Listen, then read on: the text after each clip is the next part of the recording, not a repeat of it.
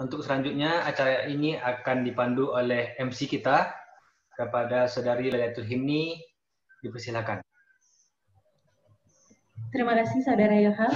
Kita mulai saja langsung webinar pada pagi hari ini. Assalamualaikum warahmatullahi wabarakatuh. Salam sejahtera untuk kita semua. Kita ucapkan alhamdulillah kepada Tuhan Yang Maha Esa, berkat rahmatnya kita dapat berkumpul di walau hanya melalui dunia maya, tapi tetap alhamdulillah terlaksana seminar nasional kita pada pagi hari ini. Dan diucapkan selamat datang kepada seluruh peserta dalam webinar nasional komunikasi dan transformasi kontra dengan tema tantangan dan transformasi komunikasi menuju digital society 5.0. Yang terhormat Dekan Fakultas Ilmu Sosial dan Ilmu Politik Universitas Andalas, Bapak Dr. Azwar MSI. Selamat pagi, Pak. Beserta para wakil dekan lainnya. Yang dihormati Ketua Jurusan Ilmu Komunikasi Universitas Andalas, Bapak Dr. Emeraldi Catra Emikom, yang saat ini diwakili oleh Ibu Sekretaris Jurusan Ilmu Komunikasi, Ibu Rekti Marta. Selamat pagi, Ibu. Yang dihormati seluruh ketua jurusan di lingkungan FISIP Universitas Andalas, yang dihormati seluruh dosen yang telah bergabung pada pagi hari ini, tampaknya sudah sangat semangat untuk mempresentasikan kepada keynote speaker-nya ya. Dan terkhusus kepada seluruh peserta yang sudah hadir, dan teristimewa untuk speaker kita pada pagi hari ini sudah ada Bapak Profesor Dedi Mulyana, MA PhD. Selamat pagi Bapak. Ya. Waalaikumsalam Bapak. Dan selamat pagi kepada Bapak Julian Redarnis PhD. Selamat datang kepada Ibu Dr. Puji Lestari MSI. Makasih, selamat pagi. Assalamualaikum. Waalaikumsalam Ibu. Sudah dari tadi standby ya Bu ya. Ya. Selamat pagi kepada Bapak Romo Dr. Hayat Moko SJ. Selamat pagi Bapak. Dan kepada Bapak Dr. Ruli Nasrullah MSI. Selamat bergabung pada webinar kita pada pagi hari ini. Dan agar tidak berlama-lama kita pada pembukaan ini, langsung saja kita sama-sama menyanyikan lagu Indonesia Raya. Untuk itu kepada seluruh peserta webinar agar dapat memute-kan atau menonaktifkan mikrofonnya kembali dan ambil posisi berdiri yang senyaman mungkin. Hadirin dimohon berdiri.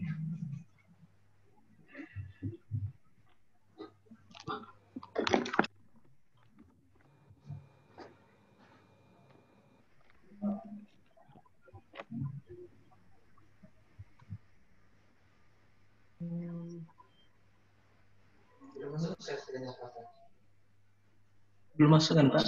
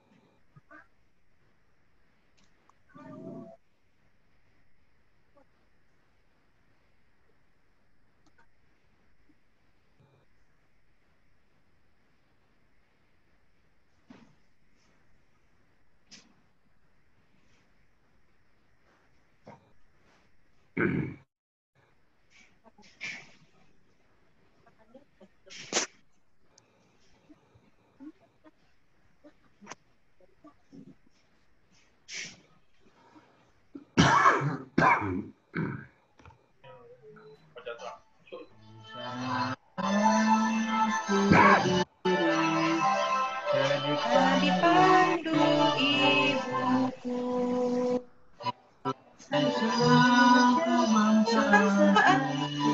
Bangsa dan tanah air.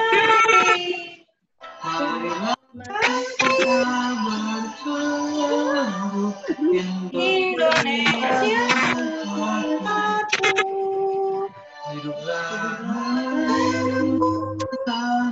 Negeriku, bangsaku semuanya. Bangunlah jiwa untuk Indonesia Raya merdeka, negeriku yang ku cinta. Indonesia Raya merdeka, merdeka, hiduplah Indonesia Raya. Raya merdeka, merdeka, Tanahku, negeriku yang cinta. Indonesia Raya merdeka, merdeka, hiduplah Indonesia Raya. Hadirin dimohon duduk kembali.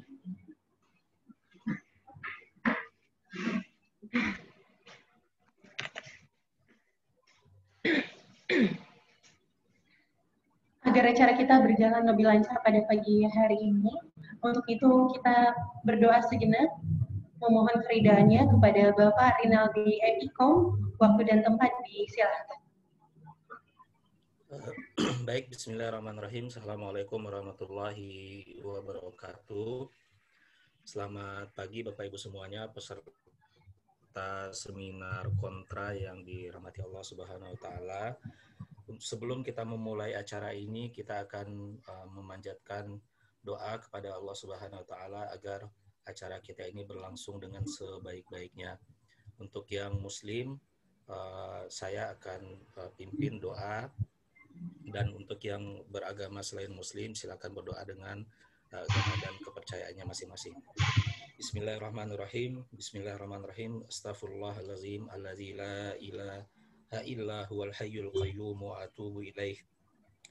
Asbahna wa asbahal mulku lillah walhamdulillahi la syarikalah la ilaha illa huwa wa ilaihin nusyur. Allahumma inna nas'aluka ridhaka wal jannah wa na'udzubika min sakhatika wan nar. Ya Allah, ya Tuhanku, kami mengharapkan ridho dan surgamu, dan kami berlindung dari nerakamu. Allahumma nawwir qulubana binuril Qur'an kama nawwartal arda binuri syamsika abadan abada. Ya Rabbana lakal hamdu kama yanbaghi li jalali wajhikal karimi wa 'azimi sultanik. Allahumma inna na'udzubika minal hammi wal hazan wa na'udzubika minal ajzi wal kasal wa na'udzubika minal jubni wal bukhal wa na'udzubika min ghalabatid daini wa qahri rijal. Allahumma afina fi badanina, Allahumma afina fi sam'ina, Allahumma afina fi basarina, la ilaha illa anta. Ya Allah, ya Tuhanku, sukseskanlah acara kami ini, jadikanlah acara kami ini menjadi ajang atau sarana untuk meraih ridho-Mu. Amin ya rabbal alamin. Subhana rabbika rabbil izzati amma yasifun wa salamun alal mursalin walhamdulillahi rabbil alamin. Sekian dari saya. Assalamualaikum warahmatullahi wabarakatuh.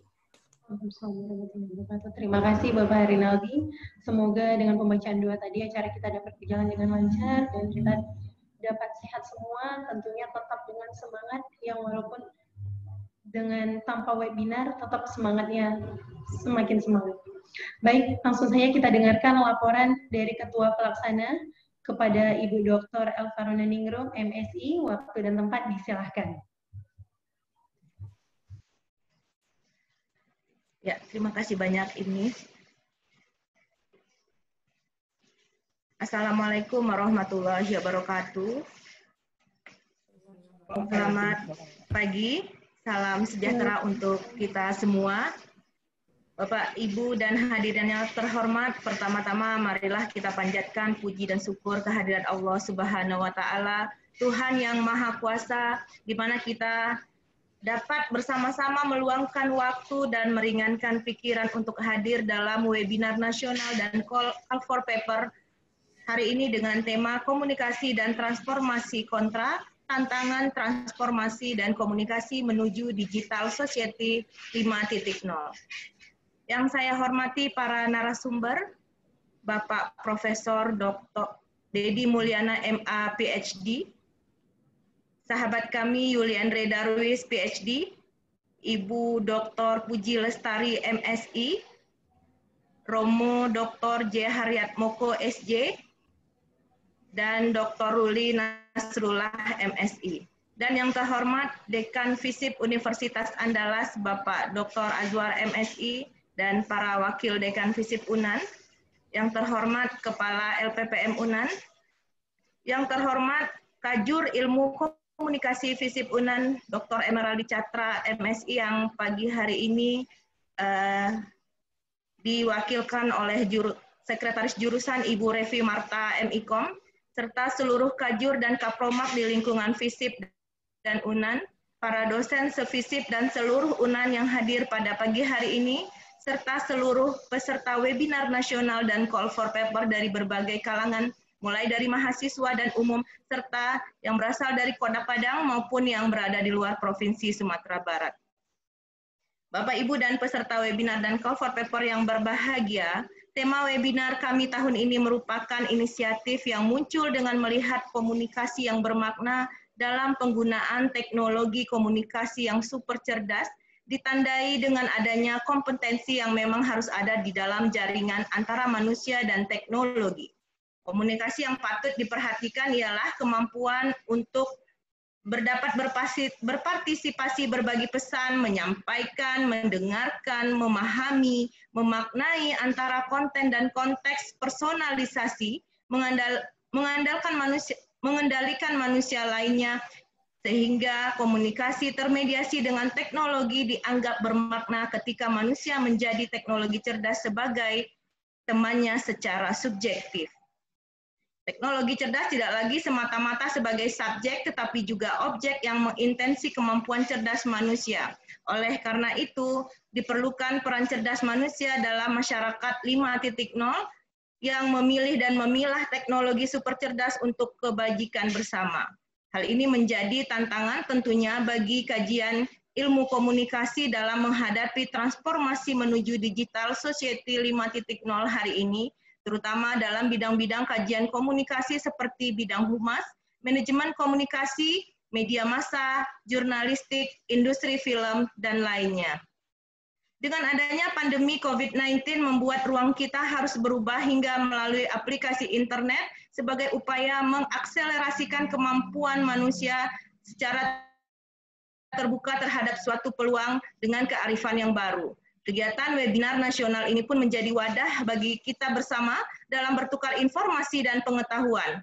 Teknologi cerdas tidak lagi semata-mata sebagai subjek, tetapi juga objek yang mengintensi kemampuan cerdas manusia. Oleh karena itu diperlukan pula peran cerdas manusianya dalam masyarakat 5.0 yang memilih dan memilah teknologi untuk kebaikan bersama.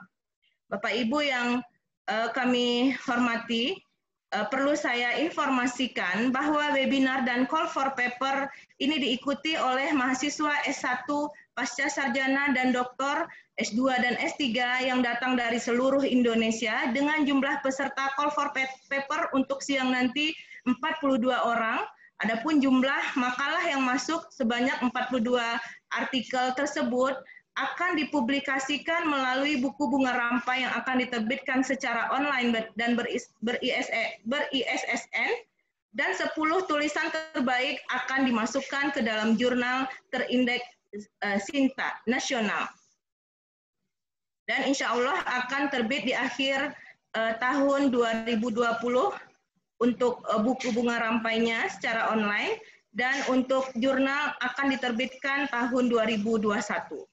Webinar ini tentunya dapat terlaksana dengan baik dan sukses insya Allah nantinya atas bantuan panitia dari jurusan Ilmu Komunikasi FISIP UNAN dan berbagai banyak pihak lainnya sebagai sponsor dalam kegiatan ini. Dan saya ucapkan terima kasih yang banyak atas kerjasama yang baik dan saling mendukung demi suksesnya kegiatan webinar ini. Dengan segala kerendahan hati kami memohon nantinya Bapak Dekan FISIP UNAN, Bapak Dr. Azwar untuk membuka acara seminar ini kepada seluruh para peserta webinar. Saya atas nama panitia memohon maaf yang sebesar-besarnya apabila terjadi kekurangan dan kesalahan dalam melayani Bapak Ibu ketika melaksanakan kegiatan webinar dan call for paper pada hari ini. Akhirnya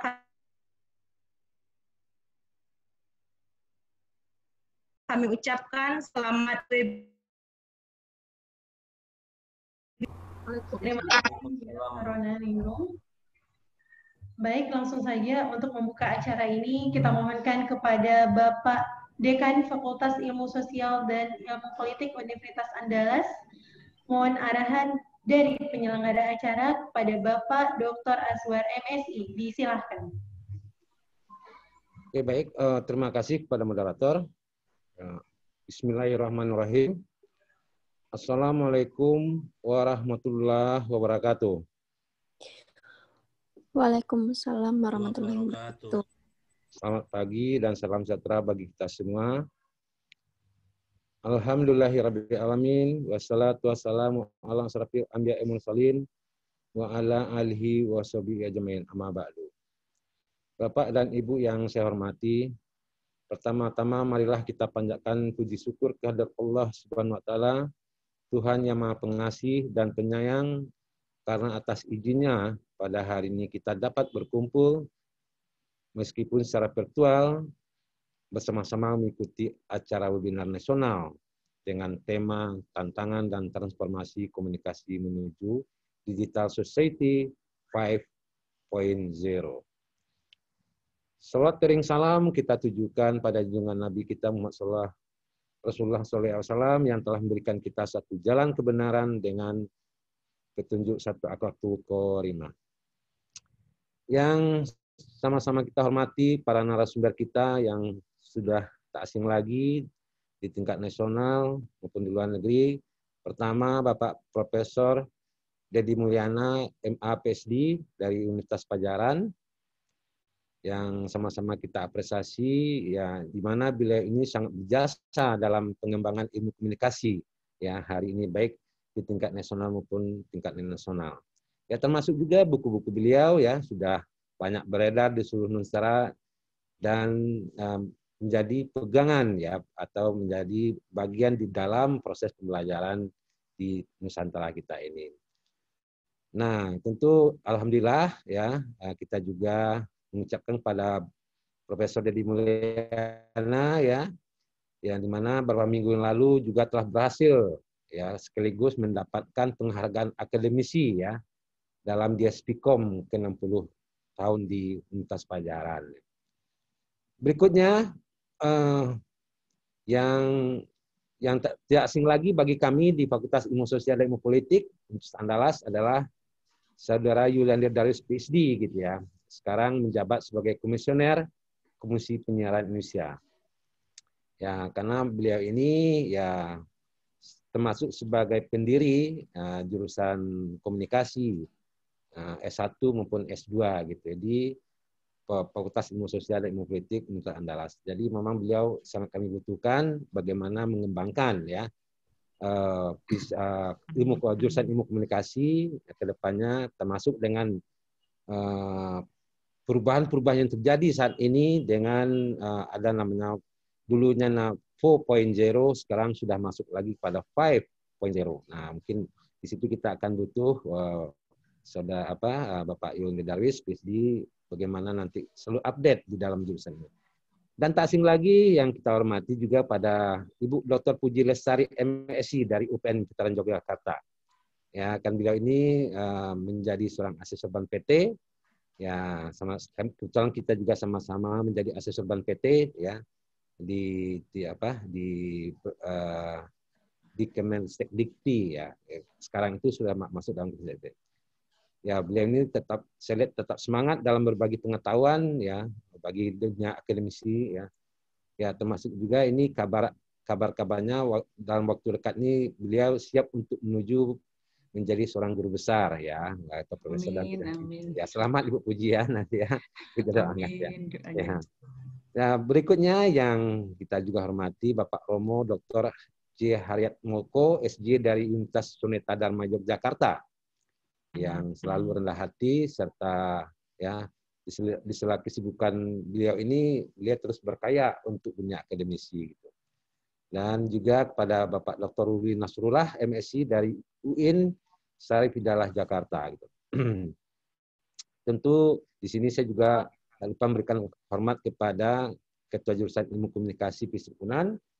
Pada hari ini diwakili oleh Sekretaris Jurusan ya, Ibu Revi Marta, dan kepada serta seluruh ketua jurusan dan sekretaris jurusan serta koordinator program magister di lingkungan FISIP UNAN dan para dosen FISIP, serta tentu kita di sini menghormati dan mengapresiasi kepada peserta webinar yang nasional dari berbagai kalangan, ya, mulai dari mahasiswa umum, baik yang berasal dari Kota Padang, bahkan banyak yang berasal dari luar Provinsi Sumatera Barat.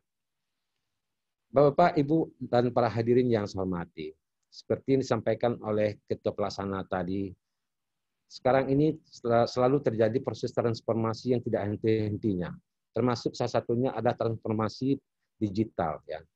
Nah, transformasi digital ini telah mengubah berbagai kebiasaan dan cara hidup masyarakat yang sangat dinamis ini, baik pada masyarakat kota, desa, maupun di kalangan masyarakat industri.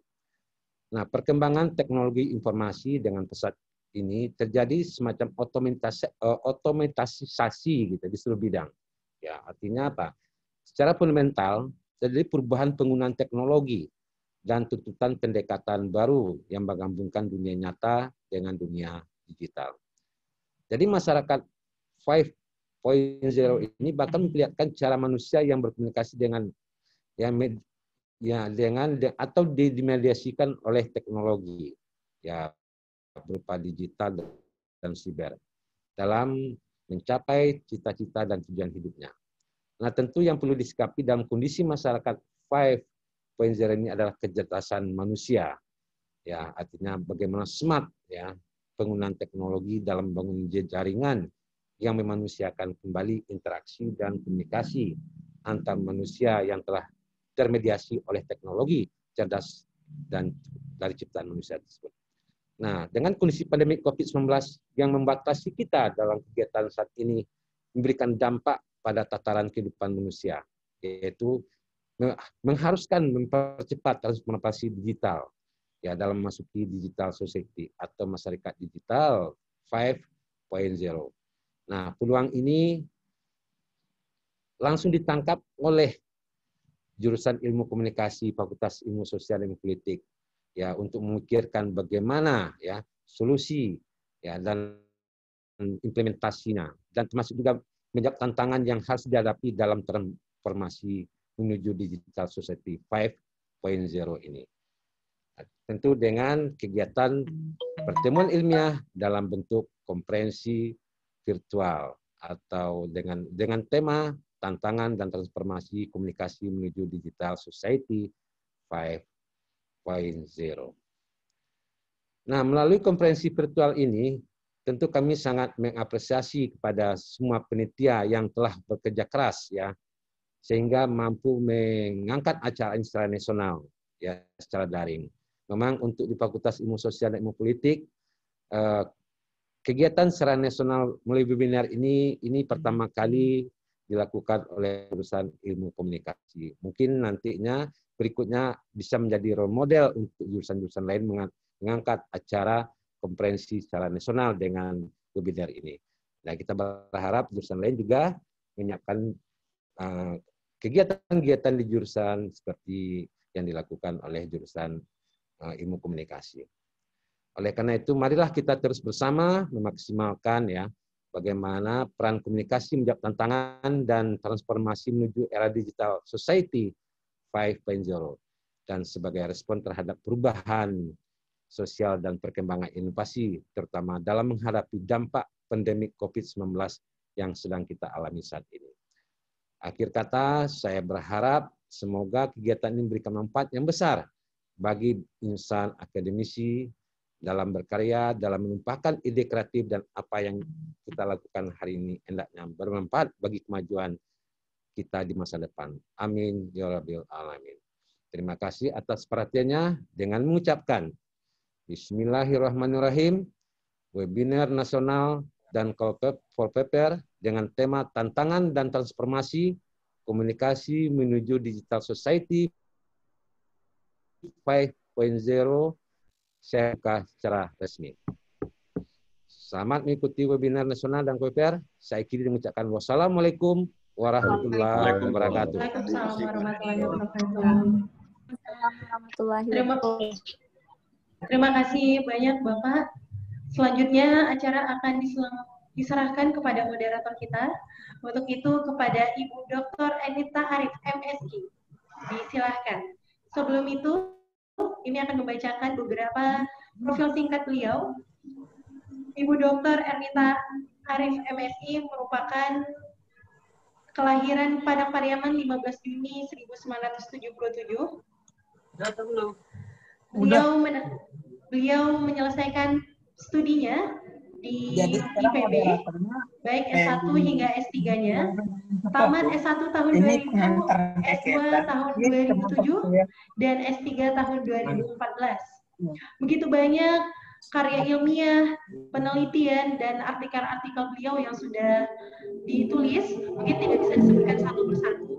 Dan untuk itu langsung saja kepada Ketua Jurusan Pasca Sarjana Ilmu Komunikasi Universitas Andalas, Ibu Dr. Ernita Arif, MSI, selaku moderator kita. Waktu dan tempat disilahkan. Baik, terima kasih Saudara Himni. Baik, Bapak Ibu semuanya, Bismillahirrahmanirrahim. Assalamualaikum warahmatullahi wabarakatuh. Waalaikumsalam warahmatullahi wabarakatuh.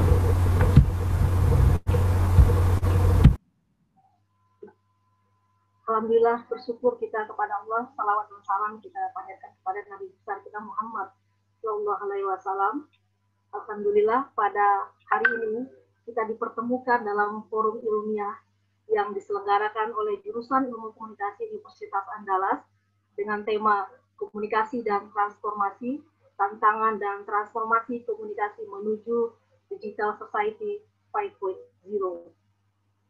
Bapak Ibu sekalian, tema ini sangat relevan dan perlu kita diskusikan secara keilmuan dan aspek praktis untuk merespon perubahan yang sangat luar biasa dalam peradaban kehidupan manusia saat ini. Kemajuan teknologi komunikasi dan informasi telah merubah segala sendi kehidupan manusia, termasuk peradaban itu sendiri. Kita dihadapkan pada jenis masyarakat baru yang kita kenal dengan masyarakat digital atau digital society, di mana internet menjadi salah satu pemersatunya. Pada hari ini, kita akan mendengarkan pemikiran para pakar di bidang ilmu komunikasi dari berbagai perspektif. Alhamdulillah, pada pagi hari ini sudah hadir kelima narasumber kita. Yang pertama yang terhormat Bapak Profesor Dedi Mulyana, MA, PhD. Yang terhormat Bapak Yuliandra Darwis, M.Com, PhD. Yang terhormat Ibu Dr. Puji Lestari, SIP, MSI. Yang terhormat Bapak Romo Dr. J. Haryatmu, PhD. Dan yang terhormat Bapak Dr. Ruli Nasrullah, MSI.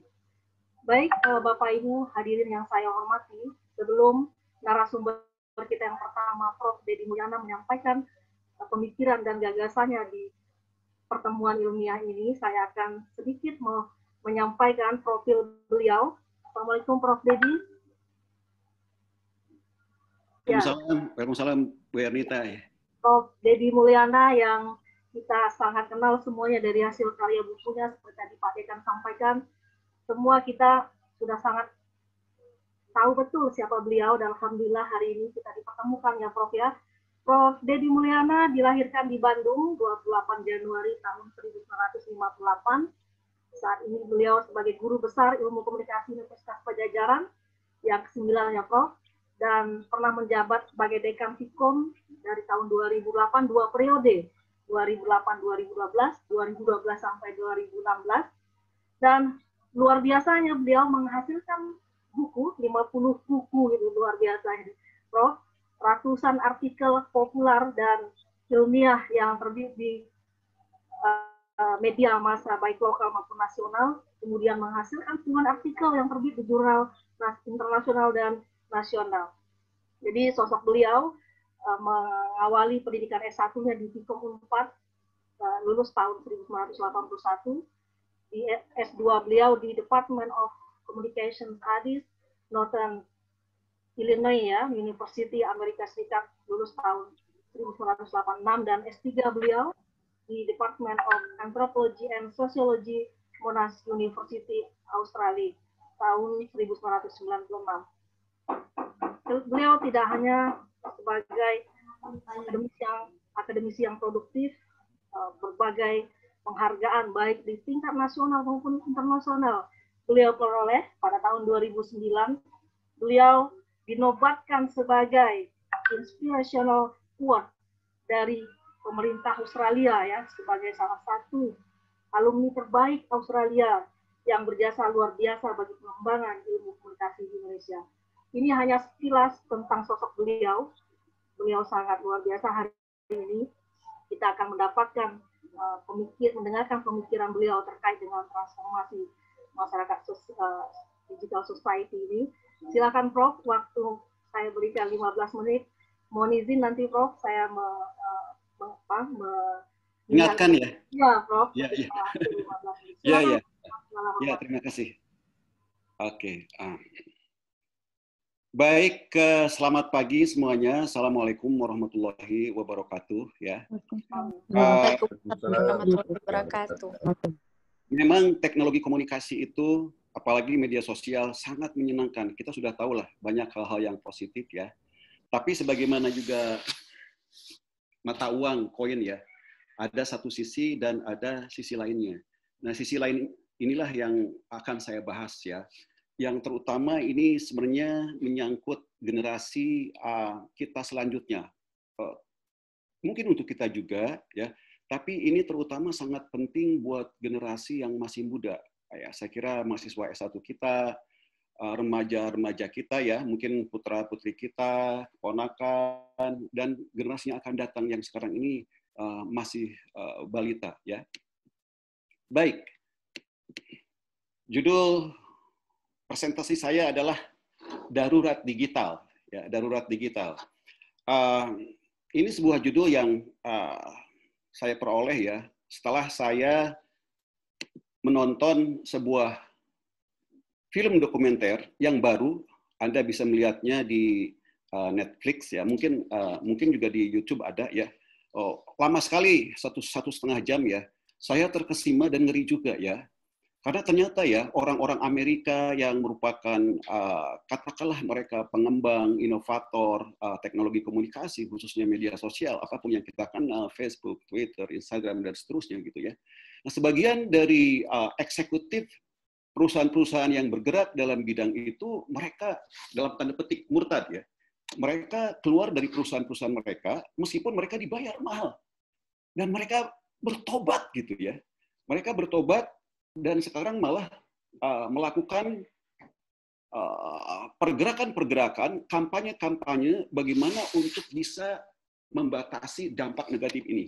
Bahkan ada seseorang yang mungkin sebuah ilusi ya, bagaimana caranya supaya media sosial ini dihapus dari bumi ini. Ini kan luar biasa. Ya, ini sejumlah leksikon ya, kata yang bisa saya tangkap dalam film dokumenter itu. Saya tidak akan berpanjang lebar, coba perhatikan ya, tapi kita bisa memaknai bagaimana mengerikannya istilah-istilah ini ya, narkoba, kecanduan ya, atau nomofobia, kemudian bisa membuat media sosial bisa membuat orang terisolasi, depresi, cemas, rapuh, dan bahkan bunuh diri ya. Kita dimanipulasi ya, untuk anak-anak, media sosial merampas harga diri dan perhatian anak. Kemudian kita ya mungkin lewat selfie ya, kemudian mungkin juga lewat unggahan-unggahan kita ya, sementara kita menantikan like dan seterusnya itu. Nah, kita mungkin nggak sadar bahwa sebetulnya meskipun follower kita itu tinggi, sebetulnya itulah sebuah popularitas semu, sebuah popularitas palsu gitu, ya. Obsesi kesempurnaan diri, ya. Lewat mungkin Photoshop kita ingin mempercantik diri, ya, dengan warna, dengan nuansa-nuansa yang sebenarnya tidak pernah ada di dalam kehidupan ini, tidak pernah ada gitu, ya. Kemudian media sosial sebagai sarana mengatasi masalah yang palsu juga gitu, ya. Pencurian data, skandal, hoax, ya, penyebab kekerasan, radikalisasi, kerusuhan, pembunuhan, krisis demokrasi. Ini seperti yang terjadi di mana di Amerika yang memenangkan Donald Trump misalnya. Itu bukan peretasan, tapi itu bagaimana algoritma itu digunakan, ya, untuk memenangkan seorang kandidat. Karena memang orang-orang sudah tahu siapa diri kita. Kita nggak bisa lagi merahasiakan diri kita, kesukaan kita, identitas kita, yang lain-lain. Mereka sudah tahu, sehingga itu digunakan, ya, oleh pihak-pihak tertentu untuk memberondongkan pesan-pesan mereka sesuai dengan keinginan mereka. Bahkan yang mengerikan, ya, itu perang saudara, perang saudara, ya. Saya mungkin buat kita nggak mungkin gitu, ya. Dulu pun sama perang dunia pertama, kedua juga mungkin dianggap tidak mungkin juga dulunya, ya. Tapi ini boleh jadi terjadi, ya. Misalnya bagaimana perang saudara di Myanmar, sebetulnya nanti ada di slide terakhir, ya. Perang saudara di Myanmar, ya, yang menunjukkan bagaimana warga Rohingya itu, ya, itu dibantai oleh tentara Myanmar. Kenapa? Karena Facebook itu digunakan, ya, sedemikian rupa, ya, untuk mengkampanyekan tentang bagaimana negatifnya warga Rohingya. Mereka itu harus habis, harus dibantai, harus, ya, mereka mungkin tidak tahu apa-apa gitu, ya. Mereka tahunya, ya, bahwa warga Rohingya itu mungkin tidak baik, sebagai musuh dan lain sebagainya. Bapak dan Ibu sekalian, karena itu mungkin kita ada yang masih ingat, ya, bahwa ternyata ini sudah diramalkan sejak lama, ya. Facebook itu muncul tahun katakanlah 2004, ya. Si Mark Zuckerberg itu kan mendesainnya 2003, 2004, ya, 2004, 2005 muncul, ya. Tapi ternyata mungkin setelah beberapa tahun, ya, para pengamat sampai memiliki asumsi bahwa, ya, pada tahun 2009 bahwa saat media sosial Facebook dan Twitter ini makin populer, ya, ternyata satu tim riset di Amerika menyimpulkan bahwa Facebook dapat menghancurkan nilai-nilai kemanusiaan dan Twitter dapat menghancurkan nilai-nilai kemanusiaan, terutama Facebook, ya. Dan itu mulai terjadi sekarang ini di seluruh dunia. Cuma memang bukti-bukti ini nggak muncul ke permukaan, ya, apalagi di negara kita, karena kita kurang melakukan riset gitu, ya. Jadi seperti gunung es yang muncul itu mungkin itu sebetulnya letupan kecil, ya, yang ada di YouTube, yang ada di televisi, yang mungkin yang viral di Facebook, di grup WA kita dan seterusnya, ya. Tapi yang tidak terliput itu mungkin jauh lebih banyak, ya. Ibu dan Bapak sekalian, ini sepintas aja, ya. Nah, kalau kita bicara tentang fase teori media, ya, ternyata menarik pepatah sejarah itu selalu berulang gitu, ya. Dulu akhir abad ke-20, 19, akhir abad ke-19 dan awal abad ke-20, ya. Ketika media itu mulai muncul, surat kabar dan terutama radio, kemudian televisi, film dan lain sebagainya, ya. Kita masih ingat, ya, ketika kita belajar komunikasi itu seperti saya dulu tahun 70-an. Ternyata teori-teori yang linier, satu arah yang menunjukkan efek media yang kuat itu sangat dominan. Saya tidak mau mengulang ini, kita sudah tahu semua, tapi kemudian ternyata itu tidak se ekstrim itu efeknya itu, maka muncul teori-teori yang menunjukkan bahwa media itu punya efek yang terbatas. Kemudian muncullah teori-teori kritis karena kita berasumsi bahwa media ini banyak digunakan, ya, oleh para diktator, oleh para penguasa yang zalim, oleh para pengusaha yang tamak, ya, untuk meraih keinginan mereka, tujuan mereka, ya, dengan menampilkan sebetulnya media konten-konten yang tampaknya tidak ada masalah, tapi di situ sebetulnya penuh dengan kepentingan. Kemudian muncul teori interpretif yang menunjukkan bahwa audiens itu tidak pasif, audiens itu aktif, seperti yang kita banyak lakukan dengan teori-teori interpretif, fenomenologi, interaksi simbolik, etnografi dan seterusnya, ya, bahwa kita ini manusia yang aktif, punya kehendak bebas, tidak mungkin kita dipengaruhi begitu saja, termasuk oleh media sosial. Tapi ternyata tidak seperti itu. Nah, sekarang saya ingin menunjukkan kita ini balik lagi ke fase efek kuat media. Tapi medianya memang bukan televisi. Ya. Kalau dulu televisi sebagai Tuhan yang kedua, sekarang Tuhan yang kedua itu adalah media sosial. Gitu. Ya. Televisi sudah mulai ditinggalkan, ya, apalagi oleh anak-anak muda. Nah, makanya salah satu teori yang termasuk teori baru, tapi yang menunjukkan dampak yang kuat itu kita mungkin pernah mendengarnya, namanya online disinhibition theory. Ya, khususnya yang melukiskan atau membahas tentang efek, maka bisa disebut juga online disinhibition effect. Ya, teori ini agak panjang, silakan nanti baca. Sebagian mungkin juga pernah membacanya, ya, bahkan mungkin sudah hafal gitu ya. Tapi ini ada dua fenomena yang menarik, ya, dua fenomena yang menarik yang muncul belakangan ini, ya. Ini bukan istilah dari teori itu, tapi ini istilah yang memang muncul secara umum. Yang pertama adalah keintiman semu. Orang boleh jadi, ya, berkomunikasi, berinteraksi dengan sesama pengguna media sosial, apalagi Facebook, ya. Karena Facebook itu adalah rajanya media sosial yang bisa membangun keintiman semu. Kenapa? Karena paling dekat dengan komunikasi yang alamiah, ya, paling dekat dengan komunikasi yang kita lakukan sehari-hari secara luring, di luar jaringan, gitu ya. Nah, tapi ternyata setelah mereka berkomunikasi mungkin berbulan-bulan, bertahun-tahun, seperti sudah merasa dekat, seperti bahkan sudah, kalau orang saling tertarik, sudah pacaran, tapi tetap aja mereka itu sebenarnya asing dengan sesamanya. Ya. Jadi keintimannya adalah keintiman semu. Kenapa? Karena komunikasi itu, ya, tidak utuh, tidak otentik. Ya. Banyak sekali aspek-aspek komunikasi nonverbal yang tidak digunakan ketika mereka berkomunikasi. Ya. Kemudian kesetaraan semu. Kesetaraan semu adalah karena komunikasi kita itu asinkronus, ya, tidak real time, ya. Kadang kita anonim, bahkan kita menggunakan akun palsu, ya. Maka kemudian kita merasa bahwa setiap orang itu setara dengan kita. Padahal kita hidup di Indonesia yang mewarisi budaya yang beda, ya, budaya paternalistik.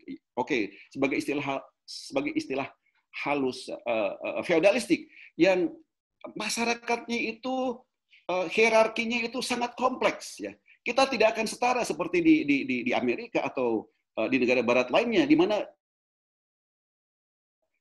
kita bisa memanggil dosen itu dengan nama pertama, nggak bisa. Tapi di kita itu, ya, karena ada media sosial seperti itu, kita merasa orang itu setara dengan kita. Bahkan kita membuat meme, kita bisa membuat lelucon tentang dosen-dosen kita, gitu sebenarnya. Dan ini pernah terjadi, ya, pernah terjadi di Unpad, gitu. Tapi kalau ketemu dosennya nggak mungkin berani untuk membuat lelucon, kan? Tapi lewat media sosial bisa, gitu ya. Nanti saya akan tunjukkan, bahkan pejabat pun bisa dibully, diancam, dan seterusnya, ya. Nah, ini adalah fenomena yang mungkin sangat banyak kita temui di mana-mana, ya. Fabing, ya. Kita asik dengan gadget sendiri. Kita nggak peduli istri kita, suami kita, sahabat kita atau apa. Kita bawa, ya, gadget itu kemana-mana. Sampai di YouTube itu ada orang yang menyeberang jalan dan tertabrak, gitu ya, tertabrak oleh kendaraan. Di rumah saya ini, ya, setiap saya ke masjid, ya, nggak apa-apa orangnya nggak ada di sini, ya. Itu ada beberapa orang yang datang ke masjid itu selalu membawa HP-nya. Bayangkan, setiap saat, ya. Nah, habis subuh itu saya pikir tuh zikir, gitu ya. Oh, ternyata enggak, ya. Itu buat saya itu baru, dan itu sudah berjalan bertahun-tahun, ya. Ada yang berusia di bawah saya, ada yang berusia di atas saya. Ternyata bukan hanya generasi milenial, generasi yang sudah sepuh pun ada yang masih tergoda, ya. Oke. Nah, ini bunuh diri, ya. Mungkin kita pernah dengar 4 kategori bunuh diri dari Emil Durkheim, ya. Ada jenis bunuh diri yang mungkin tidak pernah terpikirkan, ya.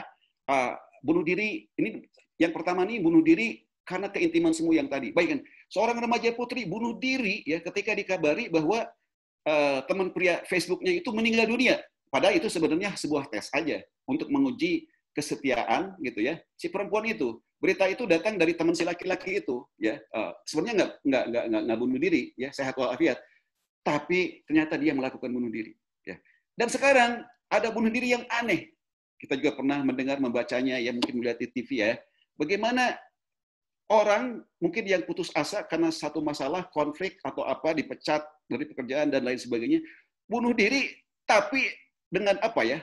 Dengan diviralkan gitu ya, dengan memasang video terlebih dahulu, Facebook dan seterusnya.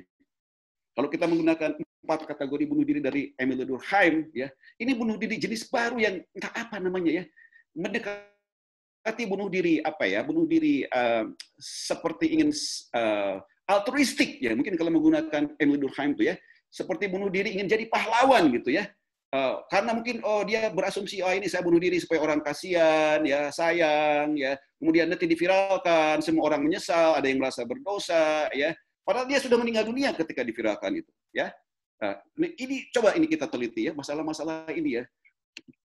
Nah, jadi ini memang sebuah ironi besar sebenarnya sekarang ini ya, ketika perkembangan teknologi komunikasi seperti saat ini yang memudahkan semua bangsa di dunia untuk melakukan pertukaran budaya, ya, saling menguntungkan. Tapi teknologi komunikasi, terutama sosial media, justru kita gunakan untuk saling menghancurkan. Bahkan contoh-contoh yang sederhana, ya, menurut penelitian Adam Alter itu dalam sebuah bukunya yang relatif baru, ya, Irresistible. Bayangkan ya, 2 orang psikolog itu menemukan bahwa orang-orang yang ngobrol dengan telepon pintar di dekatnya, jadi tidak digunakan, ya. Di meja mereka itu dianggap kurang empatik, kurang terpercaya, kurang ramah gitu ya. Nah, sekarang terutama saya ingin bicara soal yang saya sebutkan tadi ya. Ini terutama buat remaja, buat anak-anak kita. Mungkin kalau buat kita tidak terlalu ya, saya percayalah kita mau udah dewasa ya. Kita apalagi kita nih akademisi ya. Nah, media sosial telah menciptakan perilaku iri hati dan ilusi ya. Kita terobsesi dengan segala hal, hubungan gaya hidup yang sebenarnya tidak nyata gitu ya. Dan Facebook adalah raja pencipta keintiman semu. Ya, ini adalah hasil dari penelitian Profesor Robin Dunbar dari Oxford. Ya, dari 150 teman Facebook itu hanya 15 atau 10%, ya, yang benar-benar dan 3% yang dia teman dan teman akrab. Jadi bayangkan hanya 3,3%. Sebagian besar itu kan kita nggak tahu, tidak pernah ketemu, ya. Nah, dan yang perlu kita perhatikan, dan ini yang selalu saya tekankan setiap saya bicara, bahwa komunikasi tatap muka itu tidak pernah bisa digantikan ya oleh komunikasi lewat media ya, sampai hari kiamat tidak akan pernah bisa digantikan ya. Pertemanan saja itu menuntut interaksi tatap muka gitu ya, meskipun hanya satu kali. Sekarang bahkan istilah teman, persahabatan itu telah kehilangan makna dewasa ini. Nah, ini apa yang disampaikan oleh Kanwaljit Singh. Ya. Jadi orang yang membangun hubungan intim lewat media sosial dengan orang lain, ya umumnya ya saya kira sama juga seperti dalam komunikasi tatap muka, tapi terutama dalam atau lewat media sosial, ya. Menginginkan validasi, konfirmasi atas kelebihan, ya keunggulan kita. Tapi kita tuh selalu menunjukkan kekurangan kita. Makanya teori dramaturgi atau presentasi diri Erving Goffman itu, ya, meskipun teori itu dimunculkan dari penelitian lama tatap muka tahun 50-an, justru ini ya keampuhan teori ini, wah itu bahkan lebih ampuh lagi ketika diterapkan untuk meneliti bagaimana orang menampilkan diri di media sosial, khususnya Facebook gitu ya. Dan ya memang mengganti interaksi sosial dengan media sosial itu ya, apalagi diukur dengan banyaknya jumlah pengikut, itu sungguh mengurangi makna persahabatan, dan kadang-kadang itu bisa merugikan, bisa fatal, sebagaimana yang akan saya sampaikan nanti ya. Nah ini contohnya ya, ini contoh ini tentu saja contoh ekstrim ya. Ini satu di Bandung, seorang pria biseksual, gay lah gitu ya di Bandung, saya singkat namanya ya RBP, membunuh gay lainnya bernama R. Mereka saling kenal via WhatsApp. R memaksa RBP bercinta, tapi R menolaknya karena ia tidak tertarik. RBP berkata bahwa tampang R itu tak sebagus fotonya. Itu yang saya katakan tadi, ya. Jadi jangankan perempuan, laki-laki pun tidak masalah untuk mempertampang diri sendiri, gitu ya. Jadi aslinya itu ternyata tidak secakep fotonya. Nah ini yang terbaru yang sangat menghebohkan ya, yang terjadi bulan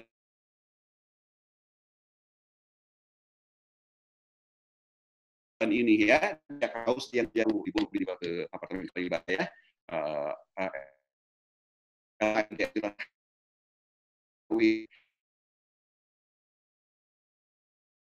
Tahun